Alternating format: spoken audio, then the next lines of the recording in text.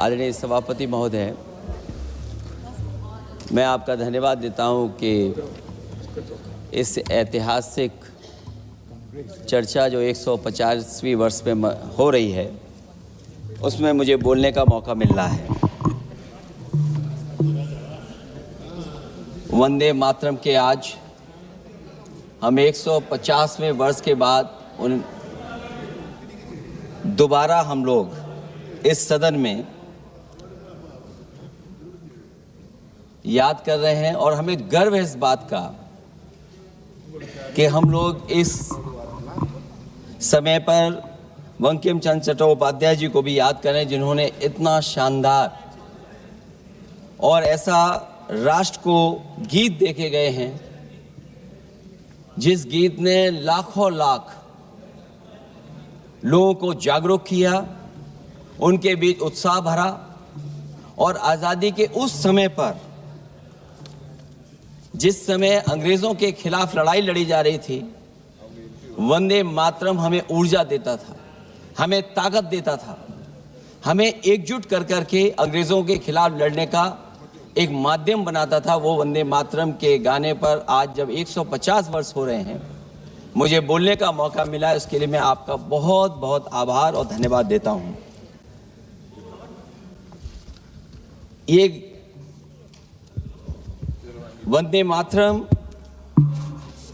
जिस तरह के हमारे पूर्व में कांग्रेस पार्टी के नेता गौरव गोगोई ने जो बात रखी, उस भावना से जोड़ता हुआ और वंदे मातरम की भावना से जुड़ता हुआ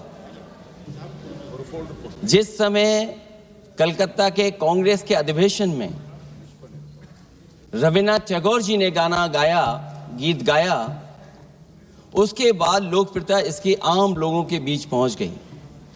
और जब कभी भी लोगों को अंग्रेजों के खिलाफ लड़ना होता था तो यही वंदे मातरम का नारा दे करके लोगों को जोड़ने का काम करते थे। हमारा कोई भी आंदोलन रहा हो, स्वदेशी आंदोलन रहा हो, उसमें भी हम लोग इसी नारे के साथ चले। वंदे मातरम को लेकर के हम लोग इतना देश को एकजुट कर दिए कि अंग्रेज घबराने लगे। और जब अंग्रेज घबराने लगे तो जहां कहीं भी वो देखते थे कि ये नारा लग रहा है, वहां पर देशद्रोही का कानून लगाकर लोगों को जेल भेज देते। ये भी इतिहास है कि जिस समय बंगाल में बच्चों ने गाना गाया, इस गीत को अपने क्लासरूम में गाया, उस समय भी अंग्रेजों ने उनके खिलाफ मुकदमा लगा के उन्हें जेल भेजने का काम किया। ये वंदे मातरम अंग्रेजों ने बैन भी कर दिया। 1905 से लेकर के 1908 तक बैन कर दिया गया और बैन के बाद भी लोग माने नहीं, हमारे क्रांतिकारी लोग माने नहीं और वंदे मातरम को हमेशा उन्होंने अपने दिल और दिमाग में रखा और जनता के बीच में इस आंदोलन को आगे बढ़ाते रहे। सभापति महोदय, जो हमारे सत्ता पक्ष के लोग हैं वो हर चीज को ओन करना चाहते हैं। ये 150वें वर्ष में जब हम वंदे मातरम याद कर रहे हैं, बंकिम चंद्र चट्टोपाध्याय जी को हम याद कर रहे हैं कि उन्होंने इतना महान गीत हमें दिया है। सत्ता पक्ष के लोग समय समय पर हमें देखने को मिलता है कि जो महापुरुष उनके नहीं हैं या जो चीज उनकी अच्छी नहीं है, उनको वो ओन करना चाहते हैं।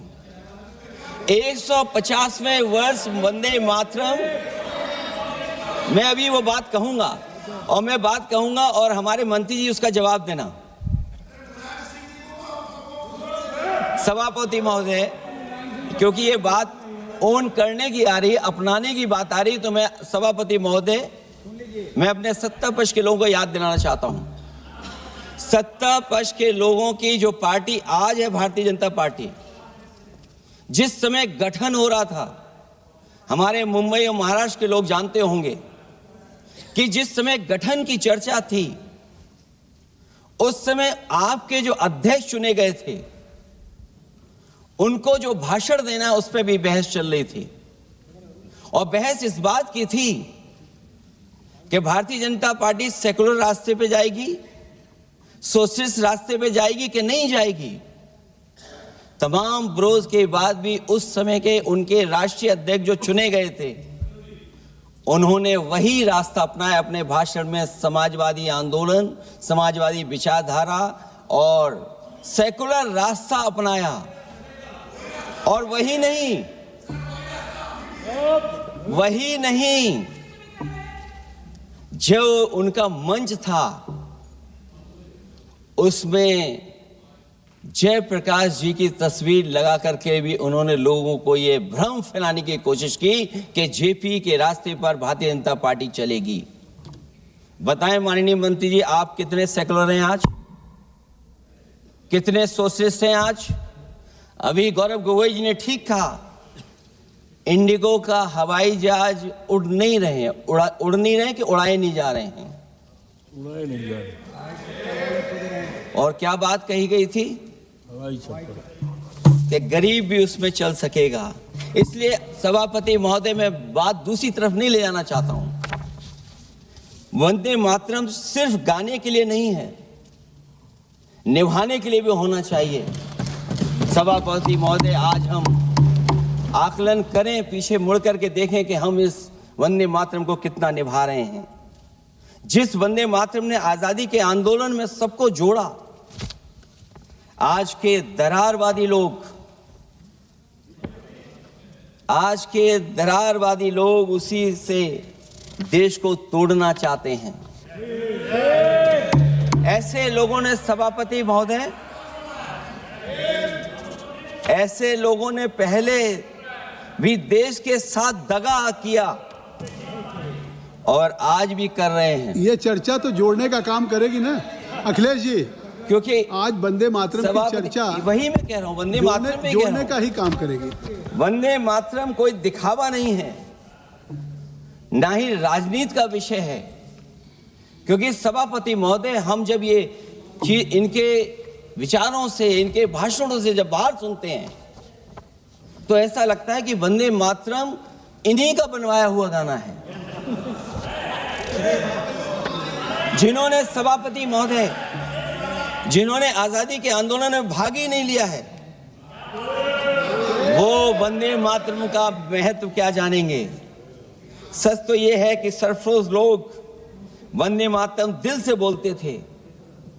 उन आजादी के दीवानों के खिलाफ कुछ लोग अंग्रेजों के लिए जासूसी और मुखबिरी का भी काम करते थे। दरअसल ये राष्ट्रवादी नहीं बल्कि राष्ट्रविवादी लोग हैं। जहां विवाद करना हो, कभी अंग्रेज विवाद कर करके, डिवाइड कर करके, डिवीजन कर करके राज किया करते थे। सभापति महोदय, आज भी वही रास्ता कुछ लोग अपना रहे हैं। वो डिवीजन का रास्ता अपना रहे हैं, डिवाइड का रास्ता अपना रहे हैं, दरारवादी रास्ता अपना रहे हैं। इनका इतिहास खंगाला जाए कि इन्होंने आजादी के पहले और आजादी के बाद वंदे मातरम क्यों नहीं गाया। ये सभापति महोदय, आज जब हम वंदे मातरम पे इतनी चर्चा कर रहे हैं, जिस भाव से हम लोग यहाँ बैठे हैं, कम से कम ये भी खंगाला जाए इतिहास में कि वंदे मातरम कुछ लोगों ने कब गाया। उन मुखबरों से ये सवाल पूछा जाए कि स्वतंत्रता के बाद भी उन्होंने अपना गीत क्यों बनाया। उनकी एक रंगी सोच ने तिरंगा क्यों नहीं फहराया। वंदे मातरम सियासत के झूठे राष्ट्रवादियों के लिए नहीं है। गलत लोगों की गलत मंशा पूरा देश समझता है और केवल यही नहीं ओन करते हैं। कभी कभी भारत माता का जो चित्र है, जो पेंटिंग कभी बंगाल के महान लोगों ने बनाई थी,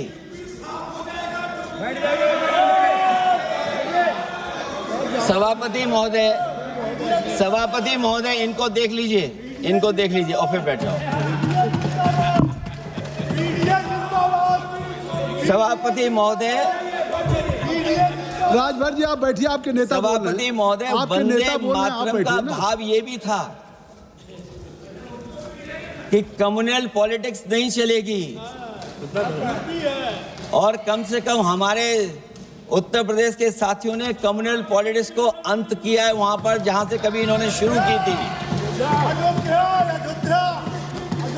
राजभर जी, और सभापति महोदय, वंदे मातरम बैठिए। एक भाव के रूप में हमारे अंदर बसा है, चाहे उसके शब्द न याद हों, चाहे अर्थ न मालूम हो, चाहे पूरा याद न हो, उस सच्चे भारतीय के अंदर देश प्रेम की भावना जगाने के लिए इसके दो शब्द ही काफी हैं। जो सच में देश की एकता और अखंडता चाहते हैं, जो भाईचारे को बुनियाद मानते हैं, उनके लिए दो शब्द भी पर्याप्त हैं जो इस वंदे मातरम से हमें मिलते हैं।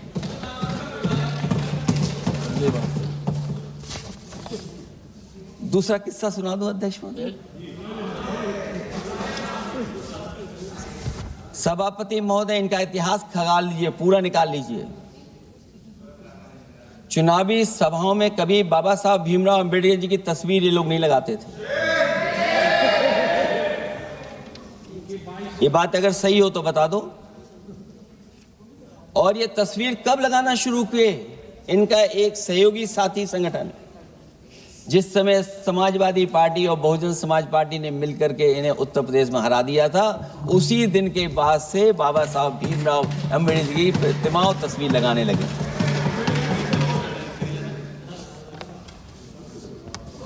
इसलिए सभापति महोदय, ये वंदे मातरम केवल गीत नहीं है, गीत के साथ साथ आज हमें ऊर्जा भी देता है। उस समय क्रांतिकारियों को ऊर्जा मिलती थी, एकजुटता का नारा था, हम साथ लेकर के चल रहे थे सबको, और देश के सभी लोगों ने जाति धर्म को भुला करके एक साथ मिलकर के वंदे मातरम के सहारे अंग्रेजों को भगाने का लगातार कोशिश की। और अंतोगत्ता परिणाम ये हुआ कि जब देश जागा, वंदे मातरम के साथ साथ जय हिंद का नारा, इंकलाब जिंदाबाद का नारा लगा करके अंग्रेजों को इस देश से भगाने का काम किया। आज सभापति महोदय, जब हम चर्चा कर रहे हैं, हम कैसा देश बनाना चाहते थे और किस दिशा में हम लोग देश को ले जा रहे हैं। सभापति महोदय, मुझे अच्छा लगा कि प्रधानमंत्री जी ने वो बात याद दिलाई कि अंग्रेजों के जमाने में अगर बच्चे भी वंदे मातरम गा देते थे तो उन्हें देशद्रोही के कानून से जेल भेज दिया जाता था। आज जब हम आजाद हो गए हैं तो आज देखिए उत्तर प्रदेश में क्या हो रहा है कि जो प्राइमरी स्कूल है वो बंद किए जा रहे हैं। 26,000 से ज्यादा स्कूल बंद हो गए। और जब बच्चों को पढ़ाने के लिए हम लोगों ने जिम्मेदारी उठाई, पीढ़ी के समाज के लोगों ने जागरूक होकर के पढ़ाने की कोशिश की, तो कभी अंग्रेजों ने मुकदमा लगाया था बच्चों पर देशद्रोह का। आजादी के बाद भारतीय जनता पार्टी की सरकार ने वहां पर मुकदमे उन पे लगाए जो पढ़ने गए और जो पढ़ाने गए। तो इसलिए वंदे मातरम का भाव जो था, उसी भाव से जुड़ करके हम सब मिल करके इस देश को और मजबूत करें। यही हमारी भावना है, यही हमारी सदस्यों की भावना है। जब हम 150वें वर्ष में याद कर रहे हैं तो वहीं हम ये याद करें कि जिस भावना से वंदे मातरम को हम लोगों ने देश के सामने गा गा करके अंग्रेजों को भगा दिया, ये देश कैसे मजबूत हो, एकजुट कैसे हो, बिना भेदभाव के, और संविधान से कैसे चलें, क्योंकि ये संविधान से ही मिला हुआ हमें गीत है। इसलिए इस गीत के माध्यम से हम किसी पर टिप्पणी और किसी पर थोपने की कोशिश न करें और न किसी पे दबाव बनाने की कोशिश करें। आपका सभापति जी का बहुत बहुत धन्यवाद। डॉक्टर कौकोली घोष दस्तीदार जी।